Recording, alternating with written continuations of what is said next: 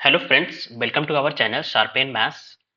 आज हम लोग देखेंगे पार्ट बी का एक क्वेश्चन जो कि कॉम्प्लेक्स एनालिसिस से है और ये नेट 2024 में पूछा गया था। इंटीग्रेशन से रिलेटेड क्वेश्चन है जुलाई 2024 में। ठीक है, सो स्टार्ट करते हैं। Consider the contour given by, एक कंटूर गिवन है इस तरह से, then what is the value of this. तो what is the value of integration का वैल्यू पूछा है। तो कंटूर जो गिवन है वो पीस वाइज टाइप का गिवन है ना। तो हमें सबसे पहले देखना पड़ेगा कि ये कंटूर बनेगा कैसे, क्लोज्ड आ रहा है कि नहीं। क्लोज तो आ जाएगा क्योंकि इंटीग्रेशन पूछा है, तो क्लोज कंटूर में पूछा गया था। तो क्लोज कंटूर जो होगा कि सिंपल क्लोज कंटूर होगा कि या फिर सिर्फ क्लोज कंटूर होगा, है ना। सिंपल क्लोज कंटूर होता क्या है, क्लोज कंटूर क्या होता है। और जब इंटीग्रेशन लगाएंगे तो हम लोग क्या रेसिड्यू थ्योरम से बन जाएगा काम या फिर कोई और लगाना पड़ेगा, क्योंकि रेसिड्यू थ्योरम अप्लाई किस पे होता है, क्लोज कंटूर पे होता है या सिंपल क्लोज कंटूर पे होता है।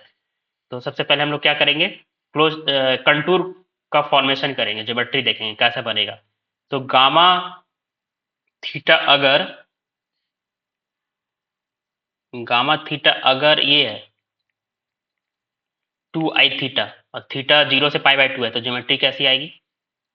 0 पे इसकी वैल्यू क्या आ जाएगी,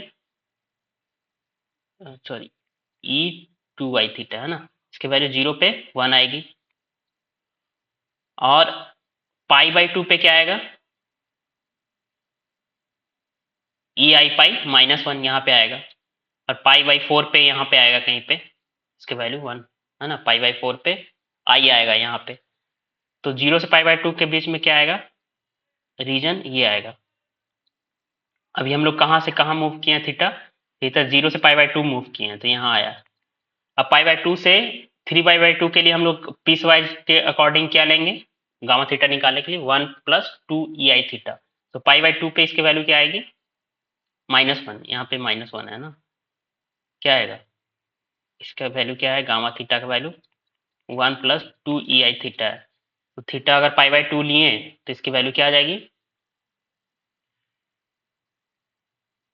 2 ei थीटा। तो -1, 1 - 2 क्या आएगा, -1। और फिर पाई लेंगे तो इसकी वैल्यू क्या आएगी, 3 आ जाएगा, है ना। 3π/2 लेंगे तो इसका वैल्यू फिर -1। तो ये ऐसे मूव करेगा, ठीक है।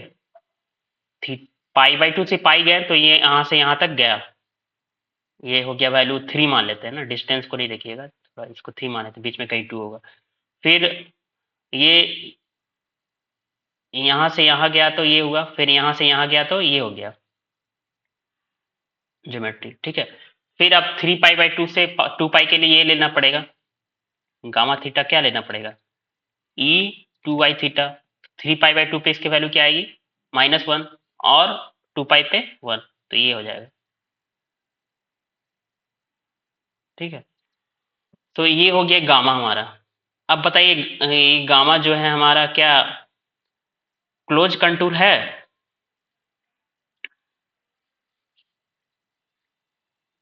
क्लोज कंटूर तो है, क्लोज है। यहाँ से स्टार्ट किए थे, ऐसे मूव किए, फिर ऐसे मूव किए, फिर यहीं पे आ गए। बट यार सिंपल क्लोज कंटूर है, सिंपल क्लोज नहीं होगा क्योंकि यहाँ पे इंटरसेक्ट कर रहा है ना। जैसे गामा थीटा होता है तो क्लोज कंटूर कब बोलते हैं, ए बी में निकालते हैं। तो gamma A is equal to gamma B only होना चाहिए। यहाँ तो बीच के भी पॉइंट यानी गामा सी और गामा डी पे भी इसकी वैल्यू क्या आ रही है, सेम आ रही है, तो क्लोज कंटूर नहीं होगा। जैसे ऐसे ज्योमेट्री हो, यहाँ से स्टार्ट किए, ऐसे करके मूव किए, ऐसे करके यहाँ पे आ गए, ठीक है। तो ये क्या हो रहा है, इंटरसेक्ट कर रहा है, तो सिंपल नहीं होगा। और दूसरे तरह से ऐसे स्टार्ट किए, ऐसे करके,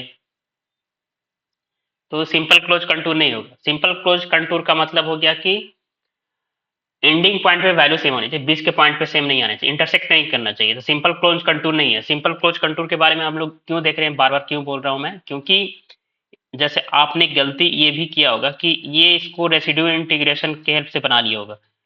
देखा होगा इस फंक्शन का z इजिकल टू 0 पे सिंगुलरिटी है और z इजिकल टू 2 पे सिंगुलरिटी है, और इसको z इजिकल टू 0 यहाँ पे है, 2 यहाँ पे है। तो आप समझ गए होगे कि अंदर में है, लाई कर रहा है, तो रेसिड्यू इंटीग्रेशन लगाएंगे तो जेड इजकल टू जीरो पे रेसिड्यू निकाला होगा, -1/2 आया होगा, और ये +1/2 जेड इजकल टू पे जीरो 2πi इंटू जीरो किया होगा, जीरो आंसर भी दिया है। तो बहुत सारे लोगों ने जीरो आंसर मार दिया होगा, जो कि गलत है। क्यों? तो ध्यान से देखिए कि जो रेसिड्यू इंटीग्रेशन होता है ओवर कौन से क्लोज कंटूर के अकॉर्डिंग होता है? सिंपल क्लोज कंटूर के अकॉर्डिंग, सिंपल क्लोज कंटूर के अराउंड अलोंग। ठीक है, तो ये सिंपल क्लोज कंटूर नहीं है। तो इस क्वेश्चन को क्या करेंगे फिर? या तो एक तरीका होता है, जैसे बेसिक जब इंटीग्रेशन आप लोग पढ़ते हैं तो ए गामा टी गामा थीटा और गामा दैट थीटा करके निकालते हैं। तो इस एक तरीका ये होता है, तो ये लॉन्ग होगा कैलकुलेशन, इसका थोड़ा सा लेंदी हो जाएगा। तो इसका यूज नहीं करके हम लोग एक वाइंडिंग नंबर का कॉन्सेप्ट यहाँ पे यूज करते हैं। सो वाइंडिंग नंबर आप याद कीजिए क्या होता है और उसको मैथमेटिकली कैसे दिया जाता है। सो कोई एक जैसे कोई एक पॉइंट है, उसके अराउंड एक क्लोज कंटूर है, मान लीजिए जेड नॉट पॉइंट है, ये क्लोज कंटूर है। तो ईटा से मान लीजिए डिनोट कर रहे हैं, ईटा जेड नॉट गामा क्या हो जाता है? 1 हो जाएगा। अगर इसके अराउंड दो राउंड है पॉजिटिव डायरेक्शन में, तो 2 हो जाएगा close contour, sorry winding number 2 हो जाएगा। इसके अराउंड एक तो ये है और एक ये है। जैसे ऐसे होता है ना, बहुत सारे ऐसे होता है यहाँ पे। तो ये पॉइंट का क्लोज, ये पॉइंट दिख रहा है आपका, मान ली एस है, तो एस पॉइंट के वाइंडिंग नंबर कितना हो जाएगा? एस गामा 2 हो जाएगा। उसी तरह ये पॉइंट का वाइंडिंग नंबर कितना होगा? 1 होगा, इस डायरेक्शन में है। तब नेगेटिव डायरेक्शन हो तो -1 उसके करस्पॉन्डिंग लेते हैं। अब इसकी वैल्यू इंटीग्रेशन के टर्म में दी जाती है। क्या दी जाती है? ऐसे लिखा जाता है 2πi 1/z minus Z not gamma. ये होती है वाइंडिंग नंबर का डिफिनेशन, कितने अराउंड है वो देता है नंबर, और साथ में mathematically 1/2πi over this contour by this integration भी दिया जाता है। ठीक है, तो इसका यूज करेंगे हम लोग। समझे आप क्या बोला मैं? Winding number S gamma contour के रिस्पेक्ट में क्या आता है? 2πi into gamma 1/z minus S D S. ठीक है, सो ऐसे हम लोग देते हैं वाइंडिंग नंबर। ठीक है, तो यहाँ पे हमारे पास क्या है? y z into Z minus 2।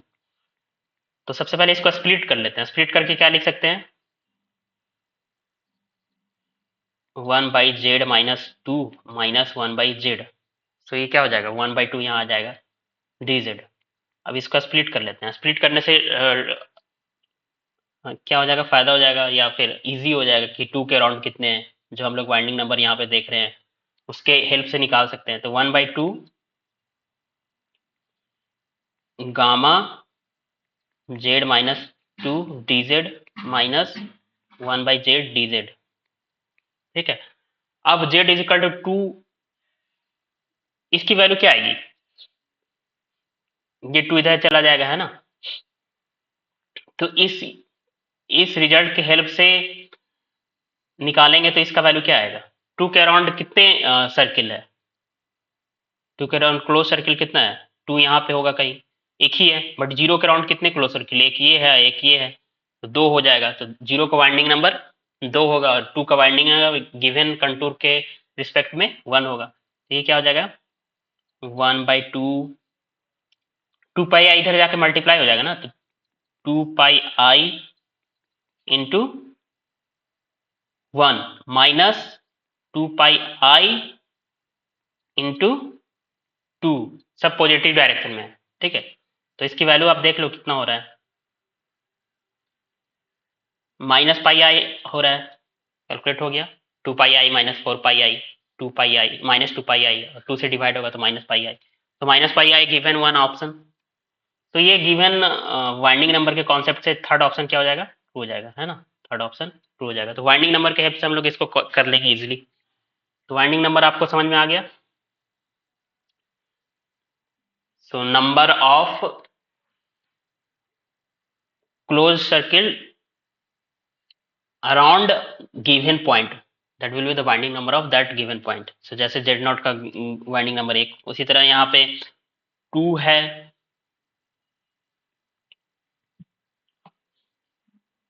To इस तो वाइंडिंग नंबर किस पॉइंट पे हम लोग निकाले, हाँ ये मैं बोलना भूल गया, तो टू किस पॉइंट के अकॉर्डिंग वाइंडिंग नंबर निकाले, गिवन सिंगुलरिटी के अराउंड, जैसे टू इस फंक्शन का सिंगुलर पॉइंट है और जेड इक्वल टू जीरो इस फंक्शन का सिंगुलर पॉइंट है, तो जेड इक्वल टू जीरो और टू के अलॉन्ग वाइंडिंग नंबर हम लोग निकालेंगे। Okay, thank you.